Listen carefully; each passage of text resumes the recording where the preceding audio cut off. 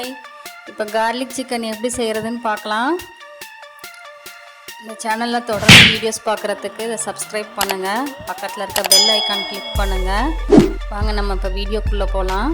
இந்த டிஷ்ஷுக்கு தேவையான இன்க்ரீடியன்ஸ்லாம் கொடுத்துருக்கேன், நோட் பண்ணிக்கோங்க. இதுக்கு நான் 1/2 kg சிக்கன் எடுத்து மேரினேட் பண்ண போகிறேன். இதுக்கு பூண்டு தான் மெயின் இன்க்ரீடியண்ட்டு.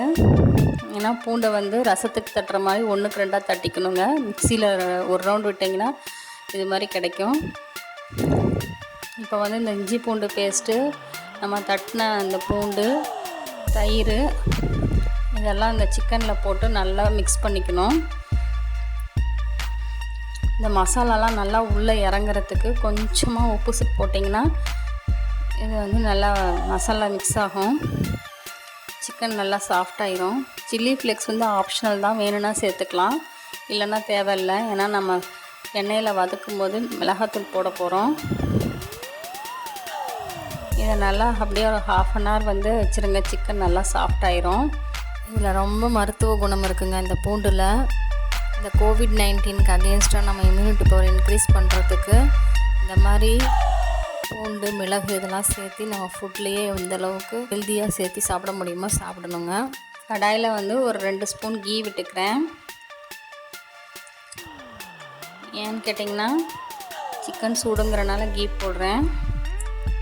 கொஞ்சம் சோம்பு, ஒரு 2 பட்டை ஃப்ளேவருக்கு போட்டுக்கலாம். அப்புறம் ஒரு பெரிய சைஸ் ஆனியன் எடுத்து கட் பண்ணி சேர்த்துக்கிறேன்.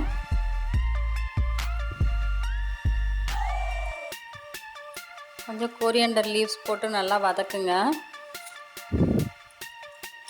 இந்த டிஷ்ஷில் நம்ம அதிகமாக மசாலாலாம் எதுவும் சேர்க்க போகிறதில்ல. அதனால் ஒரு சின்ன வெங்காயம், ஒரு 8 சின்ன வெங்காயம் மட்டும் எடுத்து ஆயிலில் ஃப்ரை பண்ண போகிறேன். இன்னொரு கடாயில் நம்ம சின்ன வெங்காயம் ஃப்ரை பண்ணிக்கலாம். நான் ஒரு 6 மிளகாய் தண்ணியில் ஊற வச்சு அரைச்சி எண்ணெயில் சேர்த்துருக்கேன். நீங்கள் வேணால் மிளகாத்தூள் போட்டுக்கலாம். சின்ன வெங்காயத்தை நல்லா ஆயிலில் ஃப்ரை பண்ணிக்கோங்க. ஏன்னா நம்ம கீ 2 ஸ்பூன் தான் விட்டுருக்கோம். இந்த ஆயில்லையே இந்த சின்ன வெங்காயம் நல்லா வதங்குச்சுன்னா தான் பச்சை வாசம் இல்லாமல் இருக்கும். இதுதான் டேஸ்ட் கொடுக்கும் டிஷ்ஷுக்கு. இதை மிக்சியில் அரைச்சிட்டு நம்ம அந்த பெரிய வெங்காயம் வதக்கி இருக்கிறதுல சேர்த்துக்கலாம்.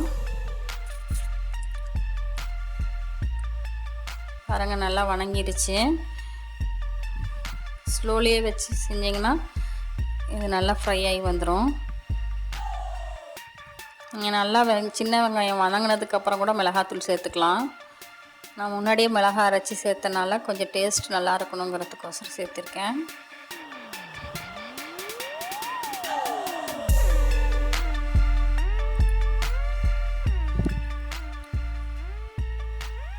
பூண்டு இம்யூனிட்டி பவர் அதிகரிக்குங்க.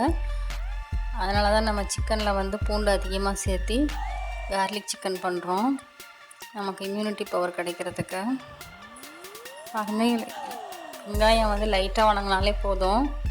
இப்போ நம்ம இந்த மசாலா சேர்த்துட்றோம். இதை தவிர வேறு எந்த மசாலாவும் நம்ம சேர்க்க போகிறதில்ல.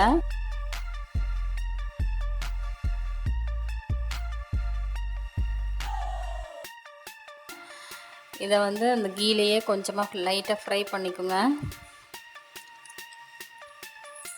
கொஞ்சம் ஃப்ரை பண்ணோன்னே இப்போ நம்ம மேரினேட் பண்ண சிக்கனை இதில் ஆட் பண்ணிக்கலாம்.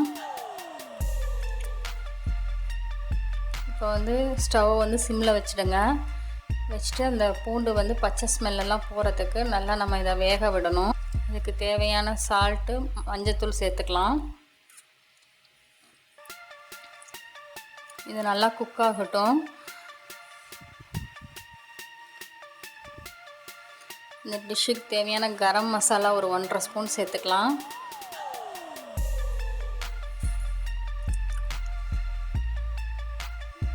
தண்ணியெலாம் விட வேணாங்க. நம்ம ஏற்கனவே தயிர் விட்டுருக்கனால சிக்கனில் அதுலேயே தண்ணி நிறையா வந்திருக்கு. அந்த தண்ணியிலே நம்ம இதை வேக வைக்கலாம். பாருங்கள், இப்போ சிக்கன் நல்லா வெந்துடுச்சு. கடைசியாக இறக்க போகும்போது பெப்பர் போட்டுக்கலாம்.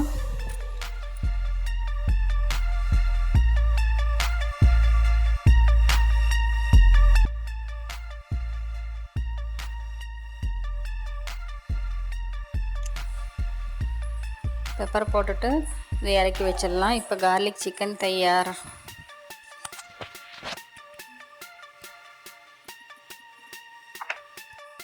இந்த வீடியோ உங்களுக்கு பிடிச்சிருந்ததுன்னா லைக் பண்ணுங்கள், ஷேர் பண்ணுங்கள், கமெண்ட் பண்ணுங்கள். தேங்க்யூ.